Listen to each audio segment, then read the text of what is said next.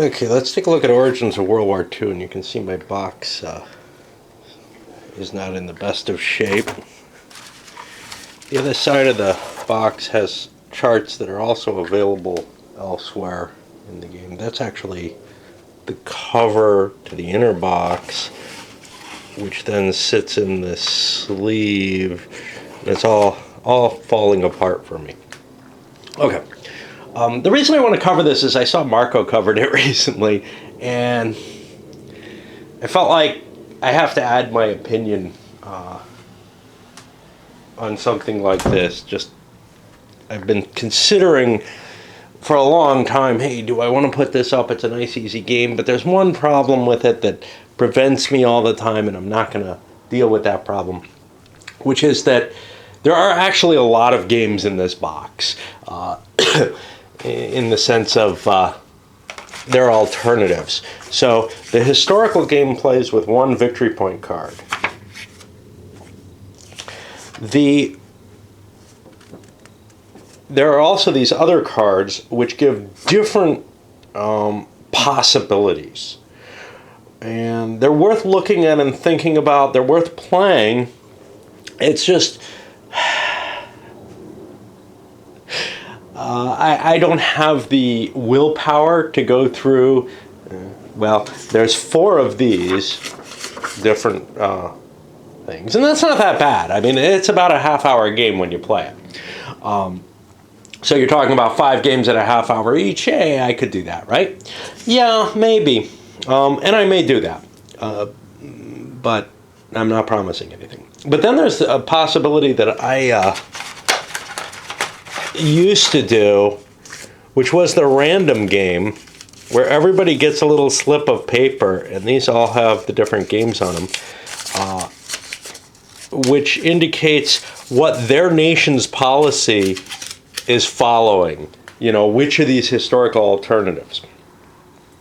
And that's kind of a crazy thing to do, but I used to do that just because, well, I was into random stuff then more than I am now. But I'm definitely going to do the historical game. Let me explain the rules, the components, etc. The map is a fairly simple area map. You have it divided into different nations, and then these areas, which are the equivalent to nations in the game, of Alsace-Lorraine and Rhineland. And then all the Baltic states are clumped together into one area.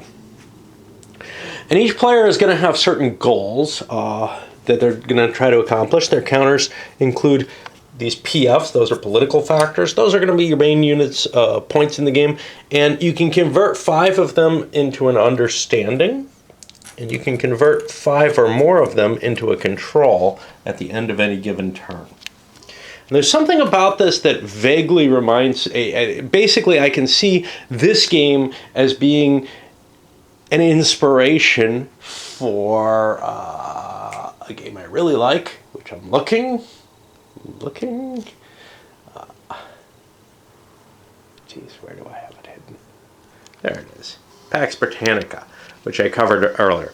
This is a much less rich game. It's a very abstracted, just political power in Europe. But the idea of upgrading, spending points essentially to put some kind of diplomatic pressure into a country, or actually get political control of the country. That just kind of, you can see where that might have been a factor in this. Again, I always like to look at the progenitors of the game. The game also uses a combat chart, which I'm looking for. There it is, the diplomatic conflict table. A regular CRT, so it's based on that whole CRT genre that started with Roberts. Yeah, my CSR replays didn't work very well. Everybody came in, did the first couple that were up, and then nobody came back for it. So, the finals and secondary rounds are all real big drop-offs, and the first only years 74 and 75 got a lot of voters for the preliminary. Everybody kind of left the other years alone, I think. I'm too depressed to even look at it. It was a very cool idea, but I'm not willing to promote something heavily. Anyway, back to the game. So the way you play the game is that each player in order here gets a certain number of PFs each turn to lay down on the board. And they can negotiate, etc., to do what they like. There are some restrictions. You cannot place PFs in an area that has a control marker. It's already been taken over. You cannot place... You can't hold them or anything.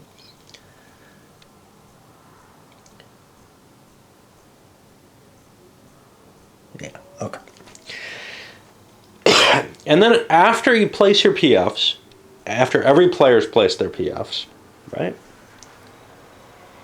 I gotta see what my order is. I think that's the order. Where is the sequence of play here?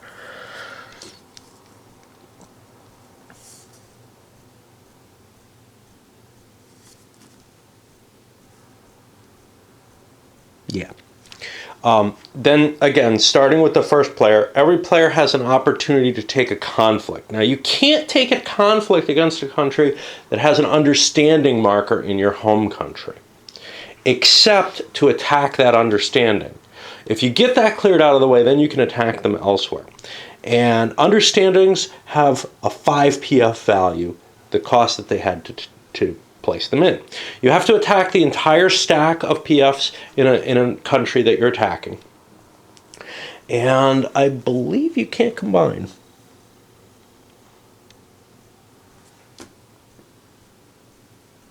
Yeah, you're not allowed to combine. You must attack solely. So whatever alliances you make are alliances of, okay, I'll clear Czechoslovakia and you clear Poland type of nature.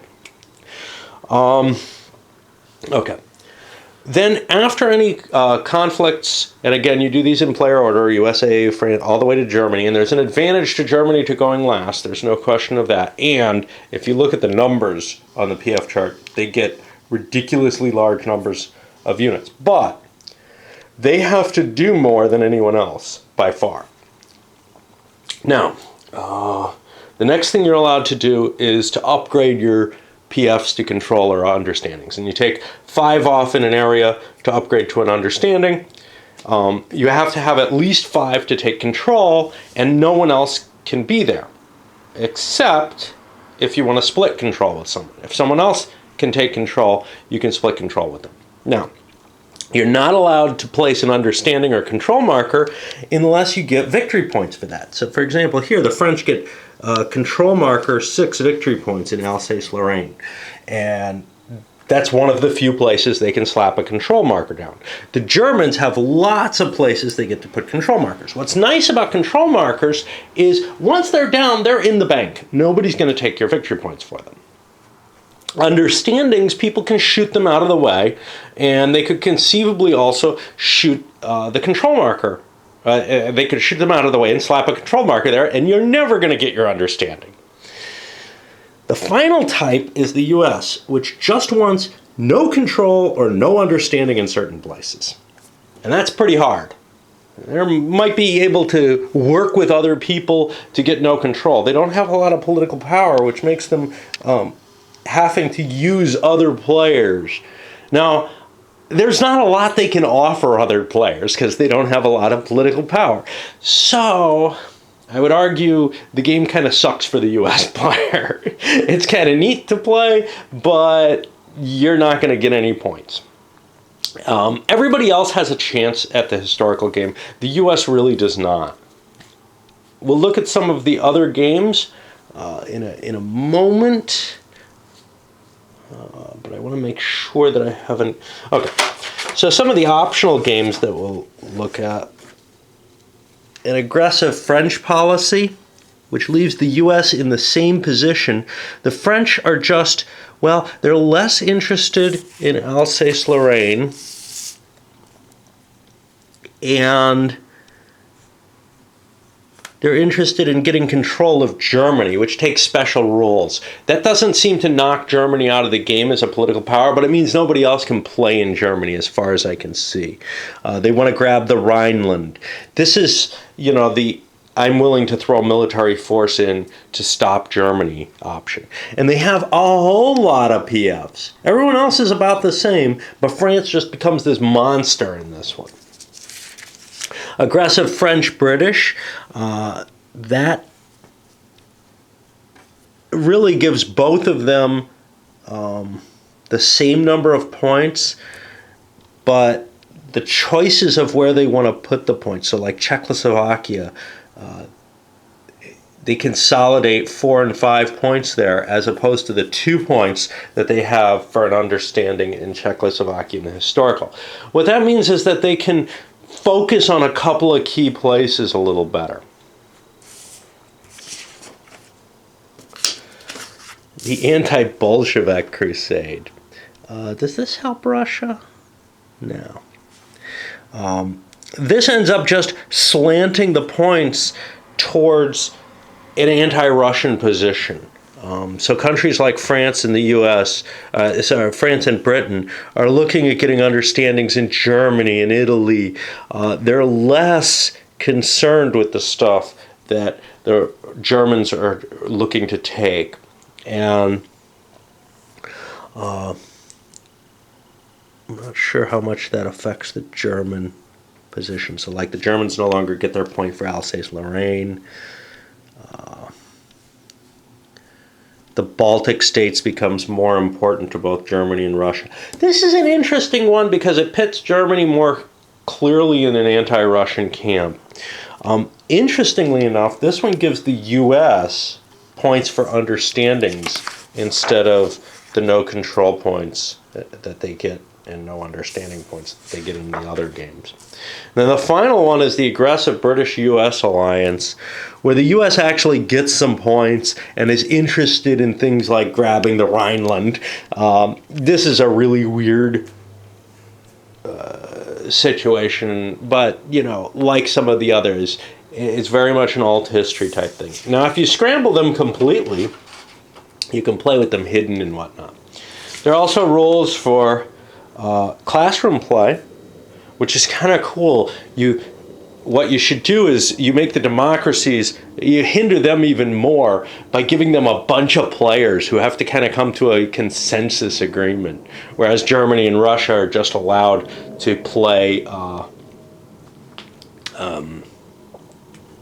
with one player on them. They give abilities, a smaller number of players, and I would suggest not playing with the U.S. in the historical as a player. And what ends up happening is one player gets them each turn by die rolling, gets to place, makes their decisions for them. And then, of course, play-by-mail rules, which don't matter much. So that's the core of the game, and a little bit back on my history with it, which I wanted to give. This was before I knew there were war games, before I ever experienced war games. This was the first thing that hinted towards them really strongly. Now, I had some of the Milton Bradley American Heritage series. Somehow my dad found this thing at a flea market, brought it back to me, and I thought it was so cool. But I didn't know that there was a whole, industry in place of these games. And really this is very much more in the wargaming lineage than, say, the Milton Bradley stuff. And I took that combat results table, and I was out on an island. I don't know. It wasn't Martha's Vineyard, I don't think. It was the other one. Out on the beach there, I was trying to do a sandcastle siege game using the combat results table. Once you have sort of this one key element of the design and the idea of something a little bit richer than what, your mind just fixes onto it, and you start immediately, making additions to it. Now, nowadays, I look at my collection and I have no interest in the effort of designing something when I have this many games to play that are all done by people who are probably almost all done by people who are more competent than I am. So, you know, but when I was, whatever age I was when I got this, I had to be under 10. It just really hooked in, and I was, at that point I thought, wow, I could do so much with this. And then I found, wow, other people are, you know. And this isn't the first game to use a CRT. It's just the first one that I saw to use one. All right, let's send this up. We'll do a quick playthrough of this.